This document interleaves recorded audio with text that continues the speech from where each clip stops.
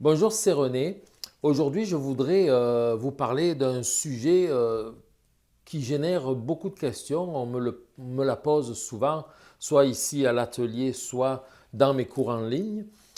Comment est-ce qu'on fait pour avoir un style, pour avoir son propre style en peinture? La première réponse, eh bien, c'est que le style s'installe tout seul. Le style va s'installer tout seul petit à petit au fur et à mesure que vous peignez. Donc pour arriver là, il faut apprendre les bases, bien connaître les bases, bien connaître les techniques de peinture qui vont vous permettre de peindre de manière plus naturelle.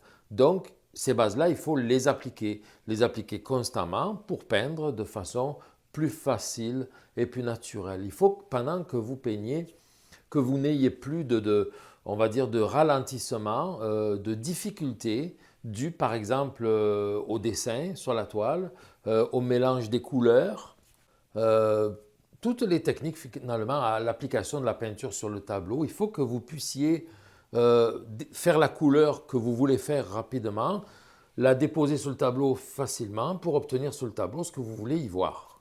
Donc, il faut que vous puissiez peindre de façon naturelle et sans avoir de difficultés. Et non plus, ne pas avoir non plus d'attente dans ce sens, d'attente dans le sens de vouloir obtenir un style. Si vous cherchez, vous forcez à avoir un style, il va peut-être s'installer à un moment, mais il risque de repartir aussi vite qu'il s'est installé. C'est ça un petit peu le problème. Moi-même, je vous le dis, ça m'est arrivé. Comme beaucoup, à mes débuts, je peignais avec la photo comme modèle. Et pour m'aider à peindre, je n'avais que la photo, donc j'essayais toujours de peindre le plus fidèlement possible. Chaque détail, chaque couleur, j'essayais toujours de faire ce qu'il y avait sur la photo parce que je ne savais pas faire autre chose que ce qu'il y avait sur la photo. Voilà. Et donc, à un moment donné, je me suis dit, ah ben j'aimerais ça avoir un style. Et là, je me suis dit, bon, je vais essayer de peindre un peu plus impressionniste. Et je prenais un pinceau, et au lieu de faire, admettons, le mur de la maison lisse et uni comme je l'aurais fait avant, même s'il y avait de la modulation, et bien là, je faisais des taches. Je me forçais à faire des taches. Et ça a fonctionné. J'ai eu quelques tableaux comme ça, mais petit à petit, ben, je suis revenu à quelque chose de plus réaliste, de façon naturelle sans que ça soit extrêmement réaliste, mais petit à petit, sans le savoir, mon style s'est installé. Ok. Voilà, ça c'était la première réponse. Je vous dirais en résumé, le style va s'installer tout seul. Ne forcez pas, parce que si vous voulez faire quelque chose de différent, vous allez facilement revenir à quelque chose que vous faisiez avant qui était plus naturel. Donc, le style doit être naturel. Bon, une autre réponse, dont la deuxième réponse, ça serait pour obtenir son style, d'abord, ça serait déjà de se détacher de nos mauvaises habitudes. Donc, les mauvaises habitudes, c'est quoi? Eh bien, c'est ça, c'est par exemple de trop faire les détails. Quand vous allez faire les petits détails sur un tableau, vous dites, oh, non, non, non, non, il ne faut pas que je fasse ce détail. Et là, repensez aux règles, les règles de base. Oui, je vais faire du détail si c'est mon sujet principal. Je vais le détacher, je vais le découper. Je vais faire plus réaliste à cet endroit-là. Mais les autres endroits du tableau, est-ce que c'est nécessaire de tout faire ce qu'il y a sur la photo, sur mon modèle? Est-ce que c'est nécessaire de tout détailler comme ça? Non. Fait que là, il faut faire un petit peu du plus flou, du moins net, des choses moins visibles, moins belles, parce que c'est en arrière et on n'est pas obligé de reproduire la photo exactement pour les autres choses. Donc, se détacher des mauvaises habitudes, c'est un petit peu ça. C'est encore une fois, si vous voulez revenir, si vous voulez simplement aux règles de base, les règles simples. Si vous regardez dans ma formation, dans le module Bien commencer en peinture, où il y a énormément de cours théoriques, je vous donne toutes ces choses-là. Je vous le dis comment interpréter, par exemple, vous voyez, ces choses-là. Donc, ne plus faire des détails, se défaire du réalisme. Alors, se défaire du réalisme, et interpréter. Vous voyez, interpréter, c'est un cours que je donne aussi. Je ne peux pas tout vous donner en 5 minutes dans cette vidéo-là, mais pour vous donner un petit peu une idée, c'est par exemple exagérer des couleurs que vous voyez sur une photo. Vous décelez peut-être ici que le mur de la maison a un reflet un petit peu bleuté, ben mettez-le plus bleu. Après ça, c'est appliquer les bases fortement, comme par exemple, vous savez que dans les ombres, on doit mettre la couleur complémentaire de la lumière qui éclaire. Si vous ne le savez pas, ben ça je le dis dans un cours sur les ombres et lumières. Donc si vous êtes en plein soleil, le soleil est jaune-orangé, vous allez mettre forcément un bleu mauve dans les ombres, voyez. plus la couleur complémentaire du sujet, plus ceci, plus cela. Bon, tout ça, ce sont des règles qui sont établies, ce sont des règles de base qui sont censées représenter sur le tableau ce que nous aurions vu sur le site et non pas ce que l'on voit sur la photo. Parce que je l'ai dit, je le redis, la photographie ne rend pas ce qu'on a vraiment sous les yeux parce qu'il y a un effet physiologique de la lumière dans notre œil. Hein, et ça, l'appareil photo, lui, ne l'a pas. Voilà. Donc, en se détachant des mauvaises habitudes, en ne faisant plus les détails, en se défaisant du réalisme, en interprétant, donc vous appliquez ces 3 règles simples de base, vous allez voir que votre style va s'installer. Je sais que ce n'est pas facile au début, mais pour que ça puisse devenir facile, il faut le faire. Et pour le faire, il faut commencer à le faire. Et commencer à le faire, on va le faire mal. On va faire des erreurs, on va avoir de la difficulté. C'est difficile, puis ce n'est pas réussi. Mais il faut passer à travers cette difficulté et ces petites déceptions pour obtenir un bon résultat et arriver à le faire plus facilement. Voilà, tout simplement.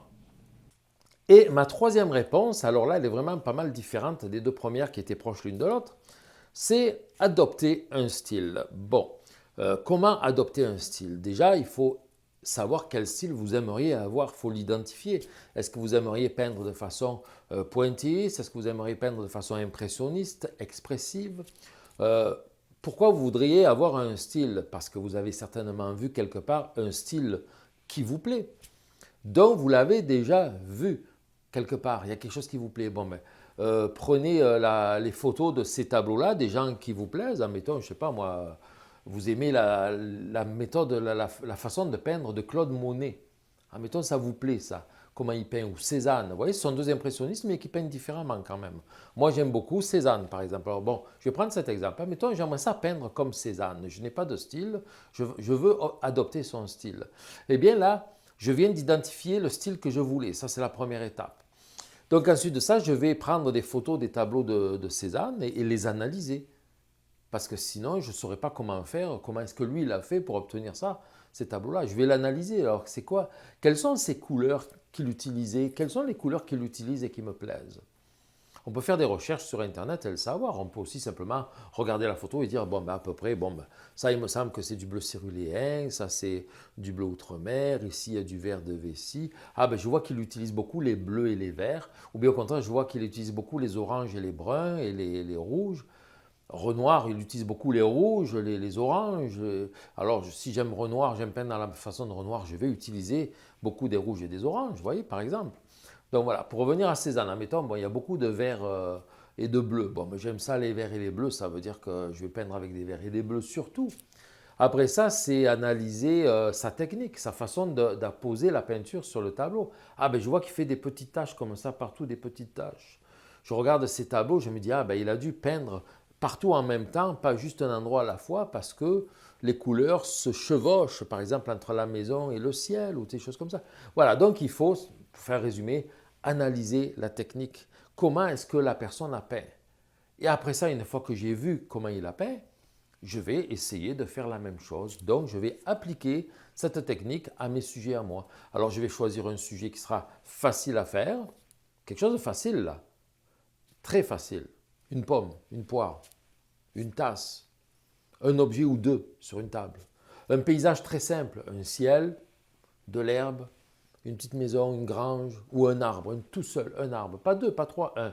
Parce que si on s'en va essayer d'adopter un style, quelque chose qu'on ne connaît pas, qu'on n'a jamais fait, si on essaye de le faire sur quelque chose de compliqué, c'est sûr que ça va nous prendre beaucoup de temps, on va se décourager puis on n'y arrivera pas. Donc on redevient un peu débutant parce que ce que je faisais avant, je le laisse de côté. Je ne le fais plus comme ça, je vais faire quelque chose de nouveau, quelque chose d'autre. Donc je redeviens complètement débutant. Alors on recommence avec des choses faciles. On prend des toiles cartonnées, des cartons entoilés, peignés sur du carton, de la toile pas montée, ce que vous voulez. Dites-vous, quand j'ai fini, je le mets à la poubelle. Vous pratiquez, ok? On fait des exercices. Voilà. Et donc, ça, c'est une façon aussi d'adopter un style. Et surtout, il faut pratiquer. Que ce soit dans la première méthode, la deuxième méthode ou la troisième méthode, là, pratiquer, pratiquer, pratiquer. Pratiquer beaucoup, beaucoup, beaucoup. en vous disant après, je ferai le tableau que je veux. Votre beau projet que vous aviez en tête, que vous dites j'aimerais ça faire ce portrait, le portrait de ma mère, le portrait de mon enfant, dans ce style-là, gardez-le pour plus tard quand vous serez bon. Ou alors, si vous le faites, vous dites je le fais, c'est une première fois, une pratique. Ne vous mettez pas de pression, vous dites je le fais, mais après ça, je le mets à la poubelle, je le referai mieux après. Voilà. Quand c'est comme ça, dans notre cerveau, dans notre tête, ça marche mieux. On est meilleur, puis on peint mieux, parce que, comme je le dis aussi dans beaucoup de cours, n'oubliez pas, on ne peint pas bien souvent parce qu'on a peur. On a peur de faire les choses, on a peur de les manquer. J'ai peur de peindre, je mets de la peinture, mais j'en mets pas trop parce que j'ai peur d'en avoir trop mis. Après, ça va m'embêter, il va falloir que je la retire. Non, et là, on ne fait rien de bon, c'est ça. Il faut être bon, il faut se laisser aller, il faut se dire, je suis bon, je suis capable et je le fais. Voilà. Donc, comptez toujours, dans toutes les méthodes, comptez toujours sur le temps que vous allez y passer pour adopter ce nouveau style. Sur les connaissances, il faut vraiment avoir les connaissances, les bases, les bonnes bases, savoir où est-ce qu'on s'en va, qu'est-ce qu'on a à faire. Et la pratique, la pratique, la pratique. Voilà, tout simplement.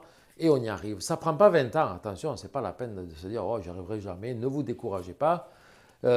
Essayez plutôt la première méthode, c'est-à-dire celle où ça va s'installer tout seul. Parce que vous allez suivre des cours, des bons cours. Pas simplement regarder sur YouTube des vidéos en speed painting, vous voyez que ça va très vite comme ça, waouh, c'est beau ce qu'il a fait, mais on ne sait pas comment il a fait.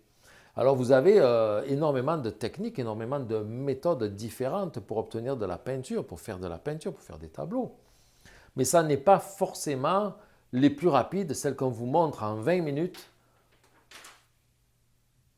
ou même en 30 minutes, ou même en 1 heure sur une vidéo sur YouTube que vous allez apprendre vraiment. Attention, pour apprendre, il faut y aller avec une méthode longue, une formation qui dure. Okay?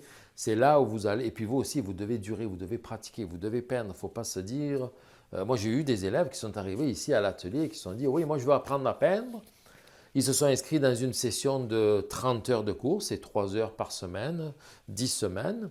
Et à partir du 3e cours, là, qui disaient, ah, je pensais que ça serait plus facile que ça. Ah, ben je pensais que j'aurais pu finir mon tableau, que j'aurais fini ma toile.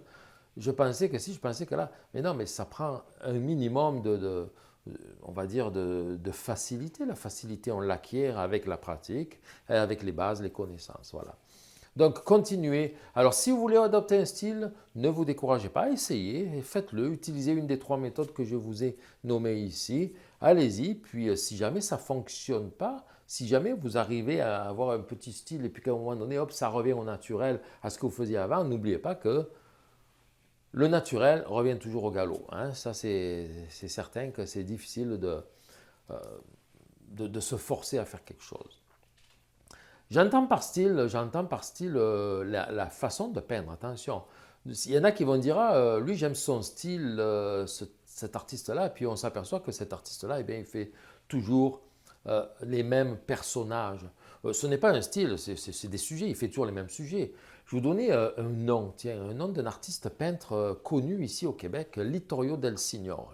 Un artiste que j'adore, que j'aime beaucoup, beaucoup. Je l'ai vu peindre en démonstration. Il est excellent. On trouve de ses tableaux partout dans les bureaux à Montréal. Cet artiste-là, on le reconnaît sur ses tableaux, mais il n'y a jamais un sujet pareil. Il fait des paysages, il fait des personnages, il fait des natures mortes, il fait des fleurs. Il fait toutes sortes de sujets, mais son style est reconnaissable. Vous voyez? Ok. Un petit peu comme Cézanne aussi. Cézanne, les paysages, les natures mortes, les fleurs, les personnages, il n'en a pas fait beaucoup, mais il en a fait un petit peu. On reconnaît son style par rapport à sa touche de couleur, sa touche de pinceau, par rapport aux couleurs qu'il met sur ses tableaux, mais pas par rapport au sujet. Aujourd'hui, on voit, si vous parcourez les symposiums, à un moment donné, vous allez voir une madame, elle va faire, je ne sais pas moi, des poires, des poires, des poires, des poires, que des poires. Des poires rouges, des poires vertes, des poires jaunes, toujours pareil. Une autre va faire des chevaux, des chevaux, des chevaux. Ça, ce n'est pas un style, ça.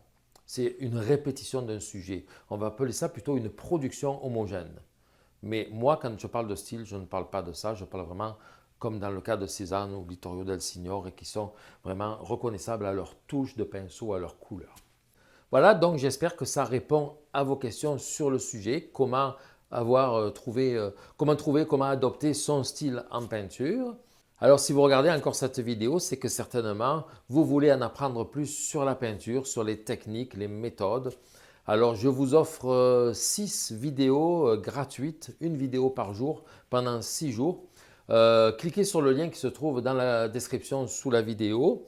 Vous allez rentrer votre adresse de courriel et je vais vous envoyer donc dans votre boîte de messages, de votre boîte mail, donc, un message par jour pendant 6 jours dans lequel il y aura un lien pour aller voir une nouvelle vidéo. Et ces vidéos, ces 6 vidéos font partie d'une formation, c'est une théorie. Ce sont des cours théoriques qui vont vous en apprendre plus, qui vont vous aider à mieux peindre et à peindre plus facilement. Ce sont des extraits de ma formation dans laquelle il y a ces théories-là, mais aussi beaucoup de pratiques où je montre comment faire des tableaux comme celui-là par exemple, mais ce sont des modules qui contiennent plusieurs cours, plusieurs chapitres. C'est assez long, je montre tout de A à Z. Il n'y a pas d'accéléré, il n'y a pas de speed painting. J'explique tout ce que je fais de manière à ce que vous puissiez l'appliquer sur vos propres tableaux aussi. Donc, n'hésitez pas, donc cliquez sur le lien pour obtenir ces vidéos gratuites. Merci beaucoup, à bientôt, bye bye.